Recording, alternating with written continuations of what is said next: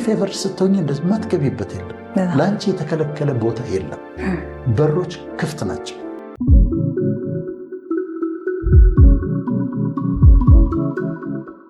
ሞገስ ሲባል ያው ሰዎች በህይወታችን ውስጥ እንዲኖረን ከምንፈልገው ነገር አንዱ ነው ሞገስ ያላት ሴት ናት ሞገስ ያለው ሰው ነው መባል በስራ ቦታችን በቤተሰባችን ውስጥ እንዲሁም ደግሞ በአጠቃላይ ህዝብ ፊት ስንታይ ራሱ ሞገስ ያለን ሆነን መቅረብ እንፈልጋለንና ይሄ ሞገስ ምንድነው ብዙዎቻችን የምንፈልገው የሚለውን መጀመሪያ ከማብራራት እስክንጀምር ዶክተር መጀመሪያ በጣም አስፈላጊ ነው ሞገስ የሚባለው ነገር በህይወትሽ ሰክሰስፉል ለመሆን በጣም የተሳካላት ሴት ለመሆን በጣም ያስፈልጋል ሞገስ ስንል ፌቨር ማለታችን highly favored መሆን ማለት ነው ፌቨር ይሄ የውለታው ፌቨር ሳይሆን እንግሊዝኛ ትርጉሙ የውለታው ፌቨር ሳይሆን ፌቨር የሞገስ ፌቨር ወይም ደግሞ ልዩ የሆነ ፌቨር ማለት ነው highly favored መሆን ማለት ነው ለማስረዳት ፌቨር ወይም ሞገስ የሶስት ነገሮች ድምር ነው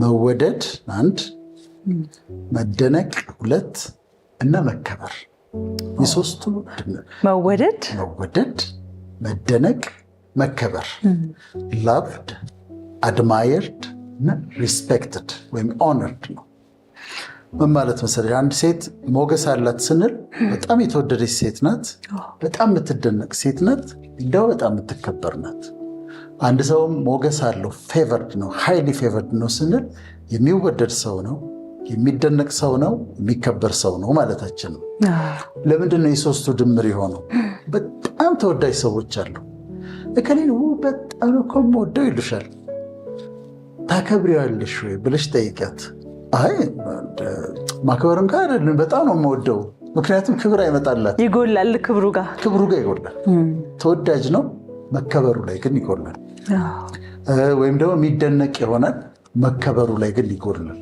እና ፌቨር ስንል የሶስቱ መወደድ መከበርና መደነቅ ድምር ውጤት ነው አሁን ይሄን ስናወራ ምናወራው ፌቨርን ስናወራ ወይም highly favored ስለመሆን ወይም ስለ ሞገስ ስናወራ ቀድም እንዳልሽው ነው ከሰውነት ሳይዝ ጋር ግንኙነት የለውም ከቁመት ጋር ከውፍረት ጋር ኢቭን ከቁንጅና ጋር ግንኙነት የለውም ልዩ ነገር ነው ፌቨር በጣም የተለየ ዩኒክ የሆነ ግን በጣም አስፈላጊ ነገር ነው እና ምንም ግንኙነት የለውም ከሱ ጋር ይሄንም ስናወራ ከእንትን ጋር እናያይዘው ስለ ጥቂት ታዋቂ ሰዎች አይደለም የምናወራው ስለ መንግስት ባለስልጣኖች አይደለም የምናወራው ወይም ስለተወሰነ ግሩፕ አይደለም የምናወራው ስለ ሁላችንም ነው የምናወራው ይሄ ለሁሉም ሰው የሚሆን ለሁሉም ሰው የሚያስፈልግ ካገኘነው ደግሞ የተለየ በጣም አስደናቂ የሆነ ነገር ነው ለማስረዳት ሁለት ሰዎችን ላንሳና በእነሱ ላስረዳ እሺ አንደኛው ማንሳት የምፈልገው ንጉስ ሰለሞን ነው ንጉስ ሰለሞን ኪንግ ሶሎሞን ብዙ ሰለሞን ብዙ ጊዜ የእንትዱ ክብሩ ከመጣ ሀብቱ ከመጣ በኋላ ያለውን ንጉስ ሰለሞን ነው የምናስበው ግን ከልጅነቱ አስቢው ንጉስ ሰለሞን የማን ልጅ ነው የንጉስ ዳዊት ልጅ ነው እናቱ ማን ነች ቤርሳቤህ ነች ቤርሳቤህ ማለት ንጉስ ዳዊት ከኦሪዮን የነጠቃት ሴት ነች ስለዚህ በምን ሁኔታ የመጀመሪያ እንደውም ከቤርሳቤህ የወለደው ልጅ ተቀስፏል ከዛ ሁለተኛ ልጅ ነው ሶሎሞን ማለት እና በዛ አይነት ነው ያደገው በቤቱ በህይወቱ የቤርሳቤህ እኮ ልጅ ነው ብለን የሚባል ነገር ነበረ አንገት የሚያስደፋው ነገር ነበረ እነሱ የአቢግያ ልጅ ነች እሷ እኮ የከሊት ልጅ ነች እሱ እኮ ደግሞ የአቢግያ ተዝልሻል ታሪክ እኮ እንዲህ ነው የሚባልበት ልጅ ነው ወደ ቦታው ሲመጣ ግን ሞገስ የሚባለውን ነገር እሱ ጋር ታያዋለሽ ፌቨር የሚባለውን ነገር እሱ ጋር ታያዋለሽ በጣም የሚወደድ ሰው ነው በጣም የሚደነቅ ሰው ነው በጣም የሚከበር ሰው ነው ሌሎች ነገስታት የሰለሞንን ፊቱን ለማየት ትራቨል አድርገው ይመጣሉ ብዙ ተጉዘው ይመጣሉ ፊቱን ለማየት ሌሎች ነገስታት ባለስልጣኖች ሰለሞን የሚናገረውን ነገር ለመስማት ተጉዞ ይመጣሉ ኩዊን ኦፍ ሼባን ጨምሮ ማክዳን ጨምሮ እሱን ለማዳመጥ እሱን ለመስማት ተጉዘው ይመጡ ነበር ይሄ ምንድነው የሚያሳይሽ ይሄ ልጅ ሆኖ በዛ ውስጥ ቢያልፍም ከዛ ግን ሞገስ ሲሰጠው በጣም ኢንተርናሽናል የሚወደድ የሚከበርና የሚደነቅ ሰው ሆኗል። ስለዚህ አንድ ምሳሌያችን እሱ ነው የምናነሳው። ሁለተኛዋ እኔ አንተ በግል ታውቃታለህ እንዴ ተብያለሁ። ንግስት አስቴር ኩዊን ኤስተር ስለማነሳት እሷ ደግሞ እንደዚሁ ሞገስ የነበራት ሴት ነች። ባጭሩ ምን ነበር የነበረው? አርጤክሰስ የሚባል ንጉስ ነበር። በ127 ሀገሮች ላይ ነው የነገሰው ኢትዮጵያን ጨምሮ ሂስቶሪካሊም ቢብሊካሊም። እና ለሱ ሚስት ይፈለጋል ማለት ለሱ ሚስት አስቴን የምትባል ነበረች። እሷ ቀርታ ከዛ ለንጉሱ ሚስት ለ127 ሀገሮች ደግሞ ኩዊን የምትሆን ንግስት የምትሆን ሴት ይፈለግ ተባለ። ስለዚህ ምን ታወጀ? ከየሀገሩ ቆንጆ ሴቶች ከ127 ሀገሮች ቆንጆ ሴቶች ይሰብሰቡ ተባለ። እሷ ካለችበት ከተማ ሀደሳ ነበር ስሟ አስቴር። አስገድደው ከተቷት እዛ ውስጥ። እሷ የድሃ ልጅ ነች። አባት የላት፣ እናት የላት፣ ወንድም የላት፣ እህት የላት፣ አጎት የላት፣ አክስት የላት። በችግር ያደገች ነች አስቴር ማለት ምንም ነገር የላት። አንድ መርዶኪዎስ የሚባል ብቻ ያጎት ልጅ አላት። እሱም ሰው ምስኪን ሰውዬ እና አስቴር ትገባለች እዛ ውድድር ውስጥ እንደ ትልቅ ውድድር ቁጠሪ ከ127 ሀገሮች የመጡ ሴቶች የሚወዳደሩበት ነው። እነዛ በድሎት የኖሩ ናቸው። እነዛ ጁስ ይቆመጥጣል የሚሉ ናቸው። እነዛ በሳውና በስቲም በማሳጅ ምናምን ያደጉ ናቸው። እሷ ደግሞ እኔ እንደዛ ተብሎ አልተጻፈም፣ ግን ስገልጻት በቃ የዛሬ የለበሰችውን ቀሚስ ማታ አጥባ ሌሊቱን አድርቃ የምትለብስ ሴት ነች። ማንም የላት። በድህነት ነው ያደገችው። አሁን ሴቶች ሁሉ ተሰበሰቡ። 6 ወር ተሰጣቸው ራሳቸውን የሚያስውቡበት እና ቀኑ ሲደርስ ይገባሉ፣ ሴቶቹ ይወጣሉ። ከዛ ሀገር የመጣችው ትገባለች፣ ትወጣለች፣ ሌላዋ ትገባለች። በጣም ቆንጆ ሴቶች ናቸው። በኋላ ግን አስቴር ስትገባ ንጉሱ አያት እና ሞገስ አገኘ ይችላል። ፌቨርድ ነበረች። በቃ ስታያት የምትወጃት፣ የምታደንቂያት፣ የምታከብሪያት ሴት ነበረች። ከላይ የተሰጣት ሞገስ ነበር። እሷ ነች አለ ንጉሱ። በ127 ሀገሮች ላይ ኩዊን የምትሆነው የኔ ሚስት የምትሆነው በ127 ሀገሮችም ላይ ደግሞ ኩዊን የምትሆነው እሷ ነች አለ። ያልነበራት ሴት ፌቨር ነው ያንን ያደረገው። ግሬስፉል ስለሆነች ነው። ሞገስ ነው ያንን የሰጣት። እነዛን ሁሉ ሴቶች በልጣ የተገኘችው በሌላ ነገር አይደለም። ምናልባት በቁንጅና ይበልጧታል፣ በቁመት ይበልጧታል፣ በፀጉራቸው ርዝመት ይበልጧታል። በሞገስ ግን እሷ ትበልጥ ነበርና እሷ ነች የምትሆነዋል። ሞገስ የሚያደርገው ይሄንን ነው። በመልክ አይደለም፣ በቁመት አይደለም፣ ግን እላይሽ ላይ መጥቶ የሚቀመጥ ሰዎች እንዲደነቁ የሚያደርጋቸው፣ እንዲወዱሽ፣ እንዲያከብሩሽ፣ እንዲያደንቁሽ የሚያደርጋቸው ነገር ነው እና ይጠቅማል። በጣም ልዩ ነገር ነው። ሚስጥር ነው። ኢትስ ሚስትሪ። ግን አንዳንድ ሰዎች ላይ በልዩ ሁኔታ ይሄ ሞገስ አለ።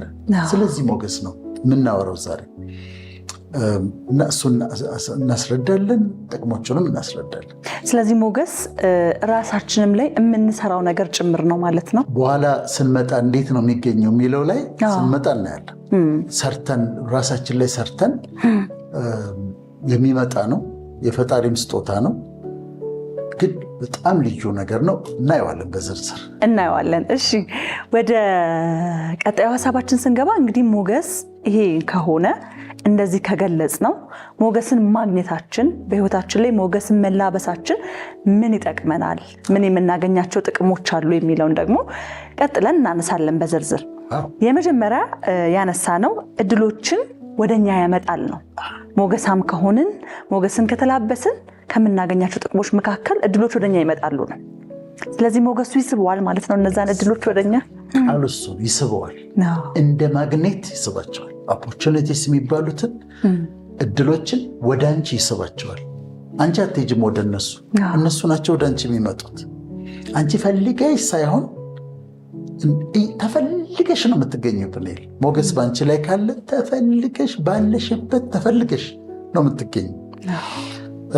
አሁን ንጉሥ ሰለሞን ሌላ ቦታ ሲሄድ አታየው። እነሱ ናቸው ፈልገው የመጡት።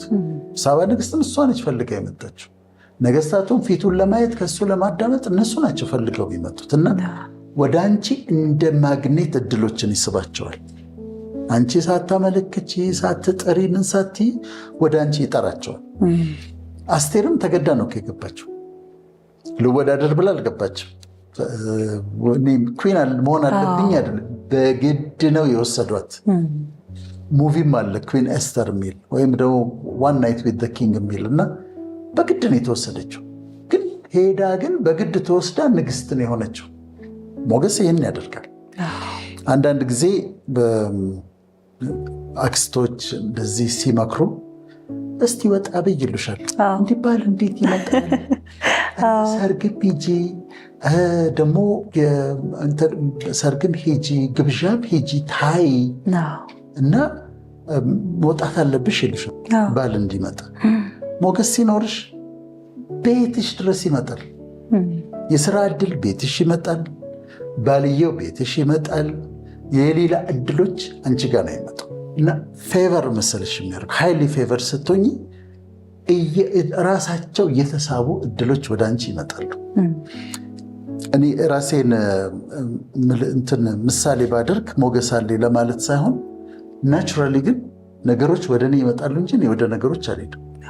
አመልክቼ ተወዳድሬ ምናምን። አሁን ለምሳሌ ትሬኒንግ እሰጣለሁ እና ትሬኒንግ ስሰጥ ለውድድር አስገባ ዶክመንት ይሉኛል። አላስገባም እላቸዋለሁ። አልወዳደርም እኔ ከመጣና ወደዚህ እና ሃንድ ፒክ ነው የምደረገው። በሌሎችም በትላልቅ ድርጅቶች እነሱ ይመጣሉ፣ የሚፈልጉትን ነገር ይጠይቁኛል እንጂ ልወዳደር ብዬ ወይም ደግሞ ፕሮፖዛል አስገባ ምናምን ተብዬ ፕሮፖዛል አስገብቼ እንደዛ አልወዳደርም። ራሱ ይመጣል። ስለዚህ ሞገስ ሃይሊ ፌቨርድ ስትሆኝ የሚሆነው ምንድን ነው?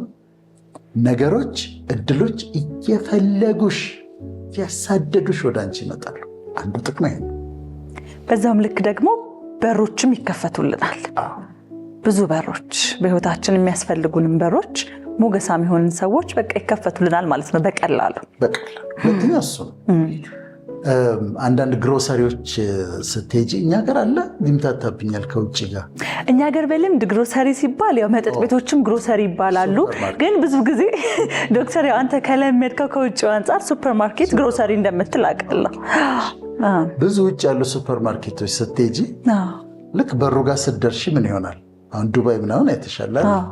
ሱፐርማርኬቶች በሩ ላይ ስትደርሺ ይከፈታል። ራስ ገና ጠጋ ስትይው ይከፈታል።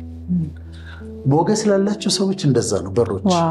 እነሱ ከመጡ በሩ ይከፈታል። አለቅ ቅድሚያ ይሰጥሻል። የምትቀመጭበት ሌላ ነው። በሮች ክፍት ናቸው ላንቺ። የግድ ነው። ሃይሊ ፌቨርድ የሆኑ ሰዎች እንደዛ ናቸው። አዳራሽ ሞልቶ ወንበር ከሌለ ላንቺ ወንበር ይገኛል። ሃይሊ ፌቨርድ ከሆንሽ እና በሮች ይከፈታሉ። ልክ እንደ ግሮሰሪ በር፣ እንደ ሱፐርማርኬት በር በሩ ጋር ስትደርሺ በሩ ይከፈታል። ወይም እንደ ኤርፖርት አለ ይመስለኛል። ንጉሥ ሰለሞን ቤተ መቅደስ ሲሰራ፣ የራሱንም ቤተ መንግስት ሲሰራ የዛ ሀገር ጠላት የሚባሉ ሰዎች እነ ጢሮስ፣ የጢሮስ ንጉሥ ዝግባ በባህር ላይ ይልክለታል። ናቹራሊ እኮ ጠላት ነው የዛ ጋር፣ ግን ዝግባ ይልክለታል። ወርቅ፣ የከበሩ ድንጋዮች በመርከብ ጭነው ይልኩለታል። የሰዎች ልብም ከፍት ነበር። በርም ሁሉ ነገር የተከፈተ ነው። ፌቨር የሚያደርገው እንደዛ ነው። የህዝብ ልብ ይከፈትልሻል፣ በሮች ይከፈቱልሻል። የሚያስፈልጉሽ ነገሮች እየተንሳፈፉ ወደ አንቺ ይመጣሉ። ያንን ያደርጋል። አስቴር ሁለቱን ይዘን አብረን ስለምንሄድ አስቴርን ተመልከቻል። አንድ ጊዜ በአንድ ጉዳይ ህዝቧን ለማዳን ንጉሱ አርጤክስስ ጋር ኩዊን ከሆነች በኋላ ወደ አርጤክስስ መቅረብ ነበረባት። ንጉሱ አርጤክስስ ጋር አንድ ህግ አለ። አንደኛ ሳትጠሪ አትመጪም፣ ሚስትን ብትሆኚ መምጣት አትችልም። ሁለተኛ አንድ ሰው ወደ ንጉሱ ከተጠጋ ንጉሱ በትሩን ካልዘረጋለት፣ ልክ ሲጠጋው አይቶ በትሩን ካልዘረጋለት ያ የተጠጋው ሰው ይገደላል። ምክንያቱም አደጋ ሊያደርስ ነው ተብሎ ንጉሱ ምልክት ካልሰጠና በትሩን ካልዘረጋ ይገደላል። አሁን አስቴር ጉዳይ ኖራትና ወደሱ ባሏ ነው፣ ግን ደግሞ ደንቡ ያ ነው፣ ህግ ነው። ወደሱ ስትጠጋ ንጉሱ ምንድን ያደረገው? በትሩን ዘረጋላት። ሞገስ አላት። መቅረብ ትችላለች፣ መምጣት ትችላለች፣ መግባት ትችላለች ማለት ነው። ሃይሊ ፌቨር ስትሆኝ እንደዚህ ማትገቢበት የለም። ለአንቺ የተከለከለ ቦታ የለም። በሮች ክፍት ናቸው። ለአንቺ በጣም የከበረ ነው፣ ጵኔል መግባት አትችልም የምትባይበት ቦታ የለም። ሞገስ ያንን ያደርጋል እና አውቆ ይከፈታል። በተጠጋሽው ቁጥር በሮች ይከፈታል። ሞገስ ይህን ያደርጋል። በሮች ብቻ ሳይሆን ስለ ሞገስ ስናነሳ ደግሞ የሰዎች ልብም ይከፈትልናል። ሰዎች እኛን ሊተባበሩን፣ መስመርን ሊያሳዩን፣ ከኛ ጎን ሊቆሙ ደግሞ ፈቃደኛም ይሆናሉ። መልካም ሞገስ ያለው ሰው አንድ መስሪያ ቤት ይሄዳል፣ ስራቸው ነው፣ ይሰራሉ። ግን ባለሞገስ ስትሆኝ፣ ሃይሊ ፌቨር ስትሆኝ አለቅየው ተነስቶ ያንቺን ጉዳይ ለማስፈጸም ከመንገዱ ወጥቶ ማድረግ የሌለበትን ነገር ያደርጋል። ይሄዳል፣ እዛ ያስፈርምልሻል፣ ይሄዳል፣ እዛ ያስፈርምልሻል፣ ይሄዳል። አንቺ ቆመሽ ዝም ብለሽ ታያለሽ። ይህን የሚያደርገው ሞገስ ነው፣ ዝም ብሎ ዝና አይደለም። ይህን የሚያደርገው ሞገስ ሲኖርሽ ግን ኢትዮጵያ ውስጥ ብቻ አይደለም፣ ውጭ ሀገር ሰዎች ለምን ይሄን እንደማድረግ አላውቅም ግን ብለው ያደርጋሉ። ይተባበሩሻል፣ ያሳልፉሻል እና I don't know why I'm doing this ይላሉ። ግን ማድረግ እንዳለብኝ ግን ይሰማኛል ይላል። ያጋጥምሻል እንደ አይነት በጣም ይሄ ብዙ ጊዜ እንደውም ከዝና ጋር ወይም ከገንዘብ ጋር አይደለም ዶክተር አይደለ። አንዳንድ ጊዜ በጣም የሆኑ የተቀመጡን ሰዎች አይተው እንደዚህ ጉዳይ የሚያስፈጽሙ ሰዎች ብድግ ብለው ይነሱና ምንድን የቸገረህ ምንድን ያደረከው? በጣም ብዙ ሰው እያሉ ያ ሰው ሀብታምም አይደለም ዝነኛም አይደለም፣ ግን ለዛ ሰው ሲቆሙ እንመለከታለን። ስለዚህ ያ ሞገስ ነው ማለት ነው። ሞገስ ነው። እኛ ጋርም ከሆነ እኔ ጋር ለምሳሌ በጣም ቢዚ ነኝ እንበል፣ ስኬጁል አለኝ ሙሉ። በአጋጣሚ አንዲት ሴት ትደውላለች። ብዙ ማላነሳቸው ስልኮች ይኖራሉ። እንደዚያቸው ድንገት አነሳዋል። ለምን እንዳነሳሁት አላውቅም። ከዛ በዚህ ጉዳይ እንደዚህ ፈልጌ ትላለች። አይ ቢዚ ነኝ በጣም እላታለሁ። እንደዚህ ነበር የፈለግኩት፣ እንደዚህ ነበር። እየሰማሻት ያ ሞገስ ስራውን ይሰራል። ያም ታዋቂ አይደለችም፣ ሀብታም አይደለችም፣ የተለየች ስለሆነች አይደለም፣ ሞገሱ ነው። ግን እያወራችሽ ሞገሱ ስራውን ይሰራል። ነገ ነው ይላታል። ቢዚ ነኝ ያልኩት ሰውዬ ነገ 8 ሰዓት ትችላለሽ። አንደኛ ስልኳን ማንሳቴ ይገርመኛል። በኋላ መታሳያት ከዛ ደግሞ ነገ 8 ሰዓት እንድትመጪ ማለቴ ደግሞ ይገርመኛል። ሞገስ ያንን ያደርጋል። እኛ ላይም ይሰራብናል። ባለሞገስ የሆኑ ሰዎች ሲመጡ እኛ ላይም የሌለሽ ጊዜ ይፈጠራል። የማታነሽውን ስልክ ታነሻለች። ሞገስ ይህንን ያደርጋል እና ሰለሞንን አንስተናል። ሰዎች በጣም ይተባበሩት ነበር። ህዝብ ይተባበረዋል፣ ነገስታት ይተባበሩታል። አስቴር ንጉሱ ይሰማታል፣ ይተባበራል እና ለአንቺ የሆነ ነገር ማድረግ ይፈልጋሉ። ሞገስ ሲኖርሽ በጣም ሚስጥር ነው። አሁን ተመልከች፣ 10 ስልክ ተደውሎ እንዴት ነው የእሷን ስልክ ያነሳሁት? አይ ዶንት ኖ። እሺ በጣም ሊያገኙ የሚፈልጉ ሰዎች እያሉ ነገ 8 ሰዓት ለምን አልኳት ወይም ለምን አልኩት? ሞገስ ነው፣ ሚስጥር ነው፣ ፌቨር ነው። ሃይሊ ፌቨርድ መሆን ነው ማለት ነው። እንግዲህ ሞገስ እንዴት ይገኛል? ይሄ ከሆነ ሞገስን ለማግኘት ምን ማድረግ አለብን? እንዴት ነው መሄድ ያለብን መንገዶች ብለን ስናነሳ አንደኛው በመከራ ሰዓት መጽናት የሚለውን ሐሳብ ነው የምናነሳው። በለቅሶ ሸለቆ በወሰነው ስፍራ የሕግ መምህር በረከትን አዟል ይላል። በለቅሶ ሸለቆ በወሰነው ስፍራ የሕግ መምህር በረከትን አዟል። በፈተና ያላለፈ ሞገስ ያለው ሰው ነው ይቻላል። በእሳት ውስጥ ያላለፈ ሞገስ ያለው ሰው ነው ይቻላል። በእሳት ውስጥ ያልፋሉ፣ ሪፋይንድ ይሆናሉ በእሳት። የወርቅን አሰራር 2 አይነት እያየሁ ነበር። አንዱ ዩጋንዳ የሚሰሩበት፣ ሁለተኛ ደግሞ ኔቫዳ፣ አሜሪካ ኔቫዳ፣ ላስ ቬጋስ ያለበት ስቴት ኔቫዳ ነው የሚባለው እና ከ70 እስከ 75% የአሜሪካ ወርቅ የሚገኘው ከኔቫዳ ነው።